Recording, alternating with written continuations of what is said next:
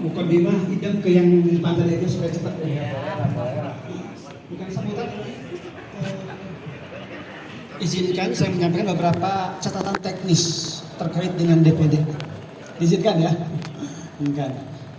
Sebelum kita mendengarkan mauidhah paparan dari guru kita Kang Yayan.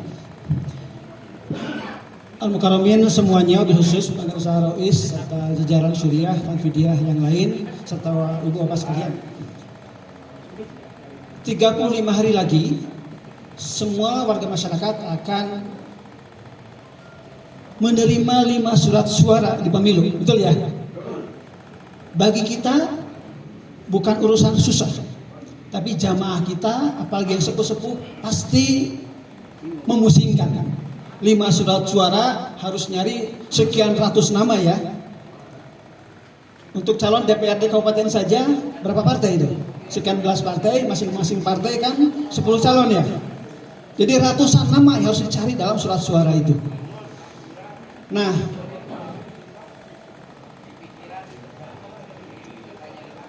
tolong itu pandu masyarakat kita supaya tidak terlalu bingung. Catatan temuan kita pemilu yang lalu, surat-surat DPD itu banyak yang tidak dicoblos. Banyak yang tidak dicoblos. Memang kita tidak tanya semuanya, tapi beberapa orang kita tanya bingung harus pilih siapa.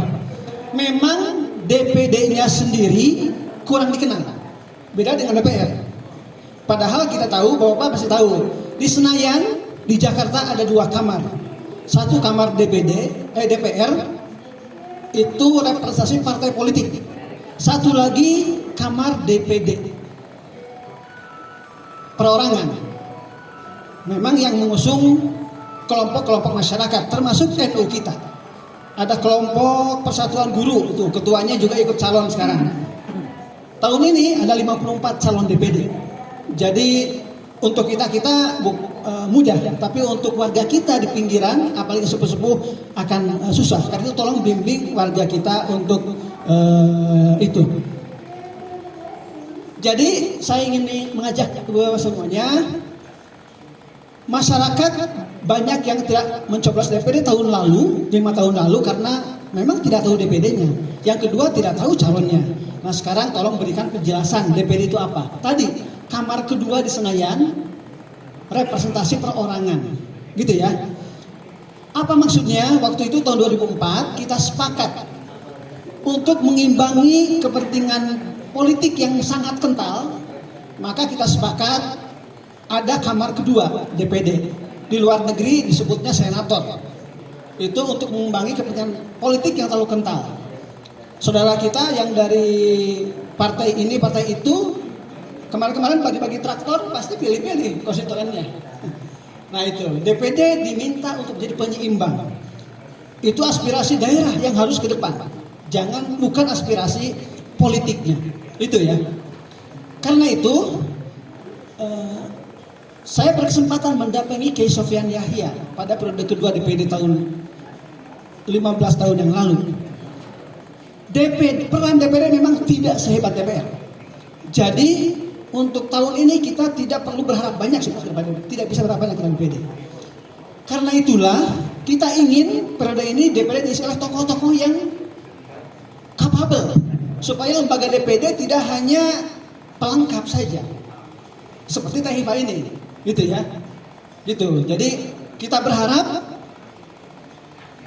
lembaga DPD pemilu sekarang diisi oleh orang-orang yang kapabilitasnya tinggi, supaya perannya bisa kuat seperti harapan semula penyeimbang kamar DPR, gitu ya.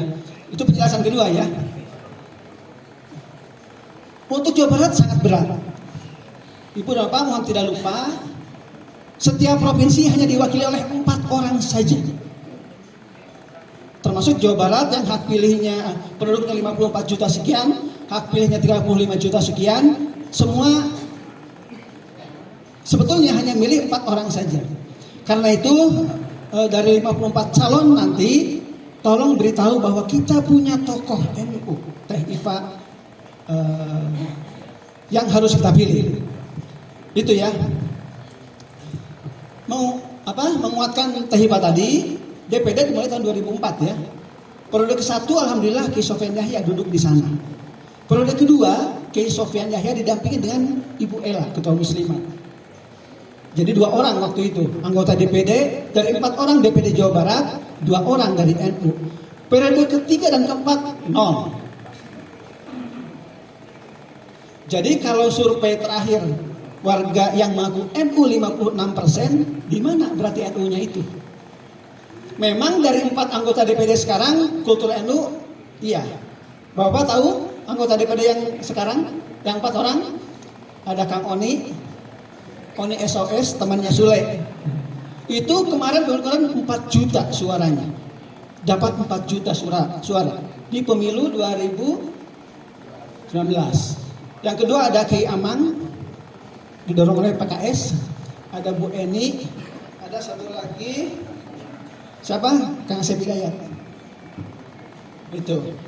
Tahun ini survei Teh Iva tadi 2 minggu lalu suara tertinggi masih oleh Komeng. Jadi artis lagi tuh.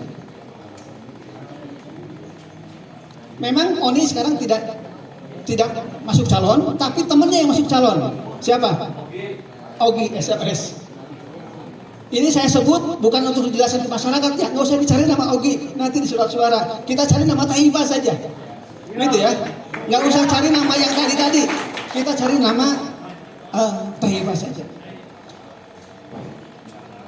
Nah, catatan berikutnya, Teh Iva diusung oleh NU.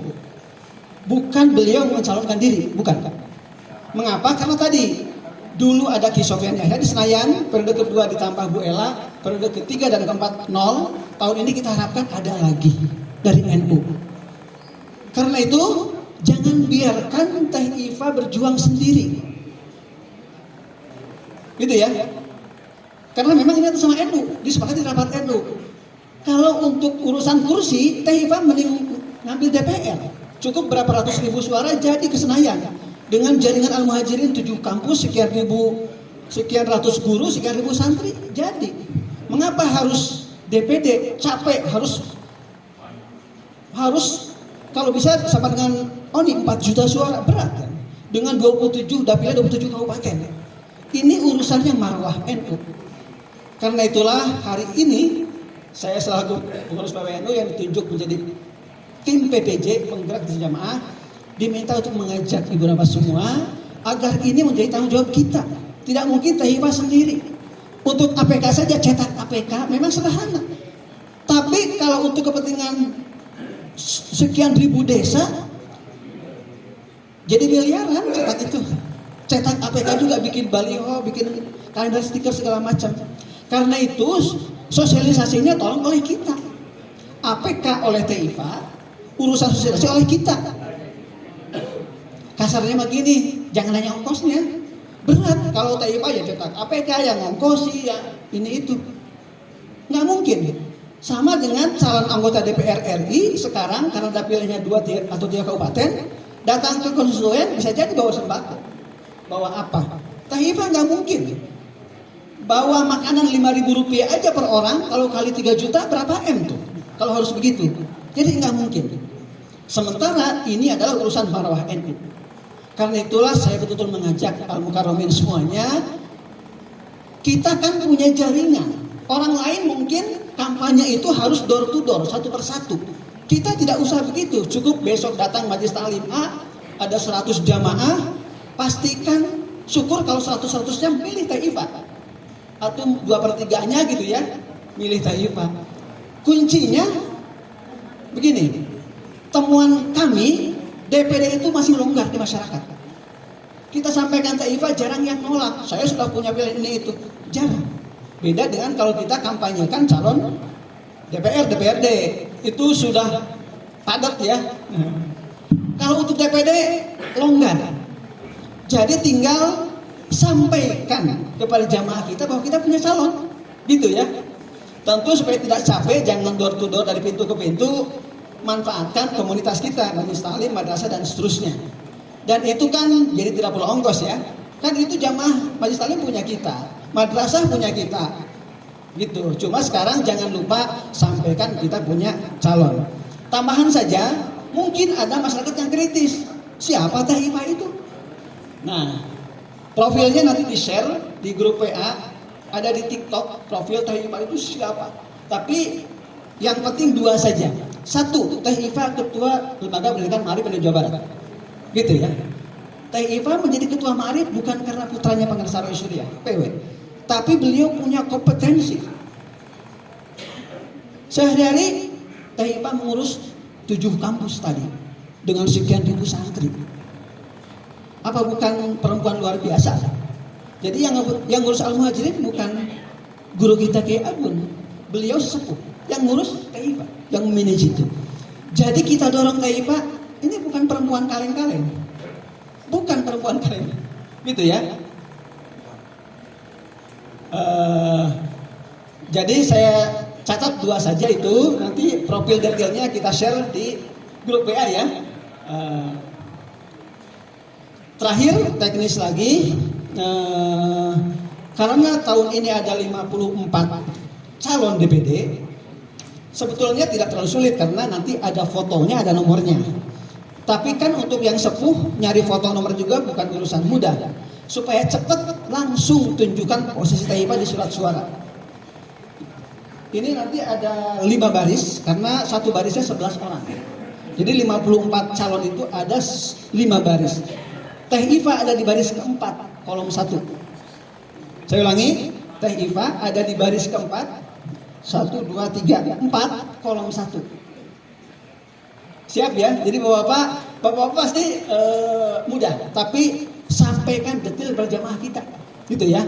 Nanti bapak mungkin kalau koordinator dibekali dengan contoh ini supaya di depan majelis taklim lihatin juga. Karena itu nanti jamaah kita masuk ke TPS tidak usah ya satu persatu, cukup langsung masuk ke baris keempat, kolom 1, gitu ya. Nah kalau nanti tidak kebagian ini, masing-masing pasti akan dapat kartu nama Teh Ipa. Tadi juga dapat mungkin ya, ada kartu nama, di belakangnya sudah ada ini juga, posisi Teh Ipa di surat suara. Jadi saya mengajak Bapak sampaikan DPD itu tadi apa, kemudian kita punya calon nih, tokoh NU Jawa Barat, namanya Ibu Dr. Hajah Iva Faizah Rohmah, panggilan mudahnya Teh Iva, nomor 34, baris keempat, kolom 1 di surat suara, gitu ya. Bisa nggak? Jelaskan sampai ke situ ya. Yang lain urusan surat suara hijau untuk apa? Kan surat suaranya ada 5 nanti. Hijau untuk kabupaten, biru untuk provinsi, untuk pusat apa? DPR RI kuning, untuk DPD merah. Satu lagi abu-abu. Ya. Saya percaya Bapak pasti paham, tapi jelaskan kepada masyarakat kita, gitu ya. Saya menyebutkan ini, jangan lupa menjelaskan kepada jamaah kita. Satu hal terakhir, pemilu 10 tahun lalu, Teh Ella, Ibu Ella, Ketua Muslimat juga masuk jadi calon, tapi sama gagal periode kedua. Mengapa? Waktu itu disosialisasi banyak kayak gini, banyak. Ibu Ella datang ke majelis taklim ini, majelis taklim itu, banyak. Tapi di hari H penghitungan suara ternyata suaranya tidak mencapai target 4 besar. Mengapa? Nah karena itulah supaya tidak begitu, pergerakan kita diharapkan terukur sejak sekarang. Karena itu nanti Bapak dibekali dengan form dukungan. Jadi kalau Pengarsa ini besok ke majelis taklim ini ada 100 orang misalnya jamaahnya, pastikan tuh dari situ berapa orang tuh kira-kira yang siap dan pasti akan pilih Teh Ipa. Catat di situ. Gitu ya. Jadi ada form pendataan sehingga harapannya sebelum 14 Februari kita sudah punya gambaran kira-kira berapa orang yang sudah bisa kita sapa dan siap memilih Teh Ipa. Harapannya akhir Januari ya, itu sudah lapor ke kita. Nanti ada waktu 2 minggu, kalau ternyata masih kurang dari target, kita akan lakukan intervensi tertentu. Nah pendataan ini tidak sulit, tapi memang perlu telaten. Perlu tekun ngurus. Tapi kalau Pak Kiai kan punya santri ya, untuk nuliskan data jamaahnya nyuruh santri lah. Kalau oleh kita mungkin akan keburu. Satu lagi yang tadi saya lupa,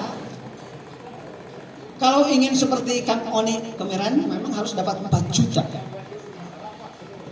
Sebetulnya kalau sebarannya tidak merata 2 juta juga insya Allah bisa lolos. Karena itu kita pasang target 10% ya dari DPT. Hak pilih Jawa Barat 35 juta sekian, berarti kita harapkan ada dukungan 3,5 juta. Untuk KBB hak pilihnya 1,300,000 sekian. Jadi tolong ini KBB Kang Yusuf targetkan minimal 132.000. Mangga dibaginya bagaimana? Sebetulnya kalau rata kader kita itu di sini ada 5.088 TPS di KBB. Sebetulnya cukup 25 orang per TPS. Itu dapat 3 juta. Tapi yakin nggak semua TPS ada kader kita? Kalau syukur kalau ada, cukup dengan. Tapi kalau tidak ada, tolong ditambal oleh TPS lain. Ya TPS yang gemuk kalau bisa 100% lah TIPA gitu ya. Nah gitu kira-kira. Tapi mangga nanti Kang Yusuf yang bagi tugas. Yang penting target 132.000 dari KBB tercapai. Desa ini berapa, desa itu berapa dan seterusnya. Rumus gampangnya sih 25 orang per TPS. Itu cukup. Saya kira itu, ini urusan teknis, tapi penting untuk saya sampaikan. Sekali lagi, nanti ada form, ada kartu nama yang akan dibekalkan sebagai bahan sosialisasi bapak-bapak kepada jamaah kita. Yang kedua ada form dukungan manual. Sebetulnya ada form lewat link, tapi sampai hari ini keterisiannya sangat kecil. Mengaku yang gaptek, tapi saya kira bukan gaptek saja. Pengurus saja banyak yang belum ngisi. Tidak telaten aja untuk urusan pendataan itu penyakitnya. Karena itu tolong di handle aja lah, di backup oleh form manual oleh koordinator relawan di setiap desa masing-masing. Itu diharapkan akhir Januari sudah selesai terkumpul di Kang Yusuf di sini. Nanti kami akan rekap. Maksudnya apa? Gambaran itu untuk menentukan intervensi kita pada 2 minggu terakhir sebelum hari H pencoblosan. Mohon maaf, ini saya agak semangat karena pasti kita ingin Teh Iva harus bisa kita antarkan ke Senayan pada pemilu tahun ini. Terima kasih. Wassalamualaikum warahmatullahi wabarakatuh. Ya, terima kasih. Sangat jelas Bapak-bapak semuanya. Tidak akan saya ulang kembali. Untuk acara selanjutnya sambutan dari Ketua